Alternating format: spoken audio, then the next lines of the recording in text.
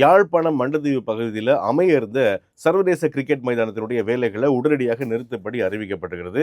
யாழ்ப்பாணத்தில் ஒரு international cricket stadium வரப்போகுது அப்படின்னோடனே சும்மா ஃபயரை தெறிக்க விட்டவங்களுக்குள்ள நானும் ஒருத்தர் தான். நந்தகுமார் திசாநாயக்காவால் கடந்த ஆண்டு செப்டம்பர் மாதம் இது இந்த பணிகள் ஆரம்பமாகிறது. ஆனாலும் சுற்றுச்சூழல் பாதுகாப்பை வச்சு என்ன சொல்றாங்க அப்படின்னா, சரியான முறையான அனுமதி பெறாம இந்த வேலைகள் எல்லாம் ஆரம்பிச்சிருக்கிறதால அது உடனடியாக நிறுத்தப்படி அறிவுறுத்தல் வழங்கப்பட்டிருக்கிறது. உண்மையில இந்த மைதானம் அமைப்பதற்கு வழங்கப்பட்ட 48 ஏக்கர் காணி பாதுகாக்கப்பட்ட வனப்பிரதேசமாக அறிவிக்கப்பட்டதாக முதல்ல சொல்லப்பட்டாலும் இல்லை. இப்ப அதுல எந்த சிக்கலுமே இல்லை. ஆனாலும் சரியான முறையான அனுமதிகள் பெற்றுக்கொள்ளாம இந்த வேலைகளை ஆரம்பிச்சது இப்ப சிக்கலாக மாறியிருக்கிறது. உண்மையிலேயே இது ஒரு சாதாரண கிரிக்கெட் ஸ்டேடியமா மாத்திரம் இல்லாம இது ஒரு ஸ்போர்ட்ஸ் சிட்டியா உருவாக்குறதுக்கான திட்டம் தான் இருந்தது. முதல் கட்டமாக 40,000 பேர் உட்கார்ந்து பார்க்கக்கூடிய ஒரு சர்வதேச கிரிக்கெட் மைதானம், அதனை தொடர்ந்து குடியிருப்பாளர்களுக்கு தங்குமிட வசதி, அது மாத்திரம் இல்லாமல் சூப்பர் மார்க்கெட்ஸ், பெரிய பெரிய நட்சத்திர விடுதிகள், ஸ்விம்மிங் பூல், இண்டோர் ஸ்டேடியம், இந்த மாதிரி எக்கச்சக்கமான ஃபெசிலிட்டிஸோட தான் மண்டைத்தீவு பகுதியில் இந்த திட்டம் ஆரம்பிக்கப்பட்டிருந்தது. ஆனாலும் சில காரணங்களுக்காக இப்போதைக்கு